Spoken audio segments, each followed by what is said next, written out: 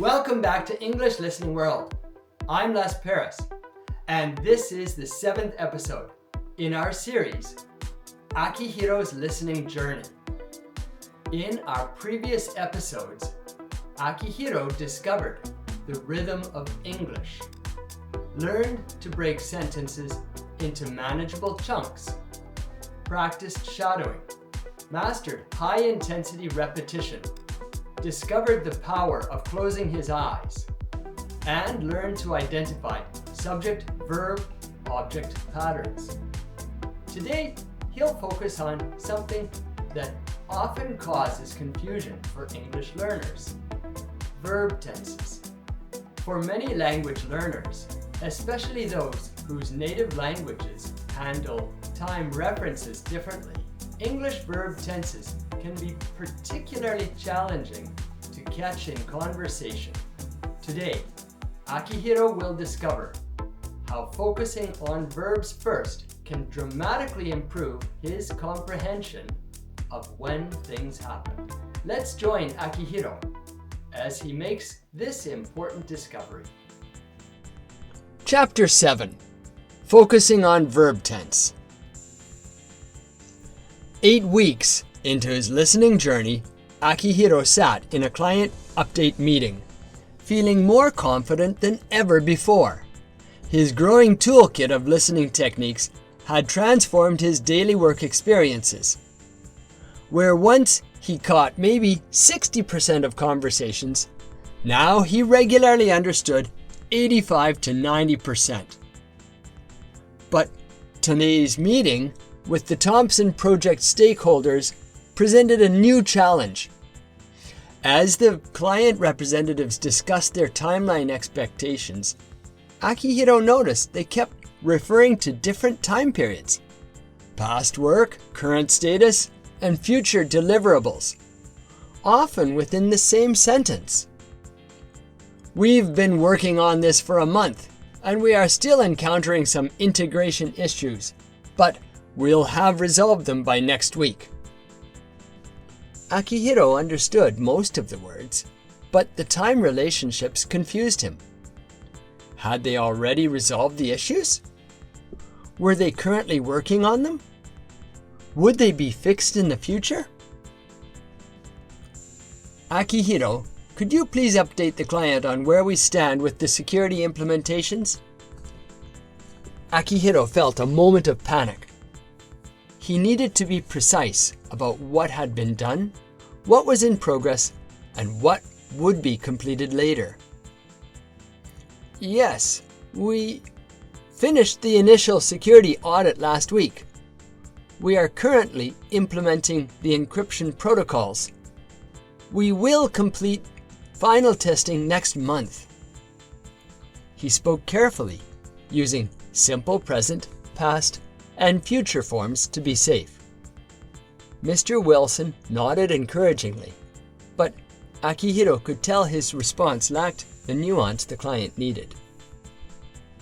"Thanks, Akihiro. Have you been addressing the vulnerabilities we identified in our last meeting? We've been particularly concerned about them." There it was again, a verb form that Akihiro recognized as present perfect progressive, have been addressing. But he wasn't sure if they were asking about ongoing work or expecting something to be completed already. "Yes, we started addressing them immediately after your report." He opted for a simple past tense statement, avoiding the complexity. It was technically correct, but missing important time context. After the meeting, Akihiro felt frustrated. Despite understanding most of the words, he had missed crucial information about timing and sequence.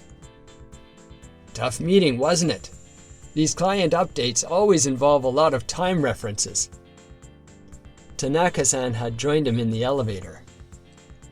"Yes, I understood their words, but sometimes I wasn't sure if they were talking about finished work, ongoing work, or future plans."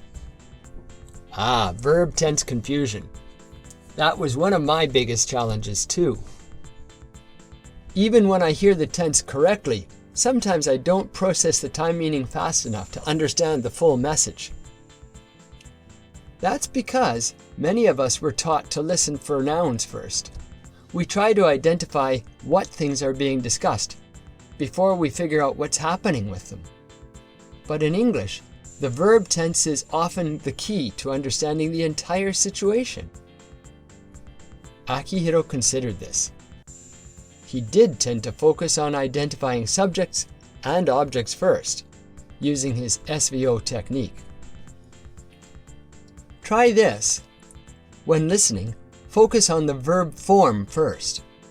Once you identify when something is happening, the rest becomes clearer. Focus on the verb tense first, before the subject and the object? Exactly. In situations where time relationships are important, try to catch the verb form immediately. It gives you the framework for everything else. Back at his desk, Akihiro researched English verb tenses. He created a simple chart comparing the basic forms: simple past, simple present, simple future. Then the perfect forms, the progressive forms, and the perfect progressive forms. Next, he opened the recording of the client meetings and listened carefully to one of the client's statements. "We've been working on this for a month, and we are still encountering some integration issues, but we'll have resolved them by next week." This time, Akihiro focused on identifying the verb forms first. Have been working, present perfect progressive. Ongoing action that started in the past and continues to present. Are encountering, present progressive, happening now. Will have resolved, future perfect, will be completed by a specific future time. He listened to more examples from the meeting, each time focusing on verb forms before processing subjects and objects. The development team had completed the first phase before we identified the security issue. Verb forms had completed, past perfect, action completed before another past action, and identified, simple past. The next day, Akihiro had a one-on-one update with Mr. Wilson. "So, Akihiro, how long have you been working on improving your English listening skills?" Akihiro immediately recognized "have been working" as present perfect progressive, an ongoing action from the past until now. "I've been working on it systematically for about 2 months now. Before that, I had studied English in school, but I had never focused specifically on listening techniques." Well, it's really showing. By the time the Thompson project launches, you'll have transformed into one of our strongest communicators. Akihiro noted Mr. Wilson's use of future perfect, will have transformed, something that will be completed by a specific point in the future. "Thank you. I've been learning new techniques each week. Right now, I'm focusing on verb tenses, which has been particularly helpful for client meetings." That afternoon, Akihiro had another opportunity to practice during a call with the development team. "We've been optimizing the code for 3 days, but we still haven't solved the performance issue. We're running additional tests now, and we'll have completed them by tomorrow morning." This time, Akihiro focused first on the verb forms, have been optimizing, ongoing action from past to present. Haven't solved, present perfect, completed action with present relevance. Are running, present progressive, happening now.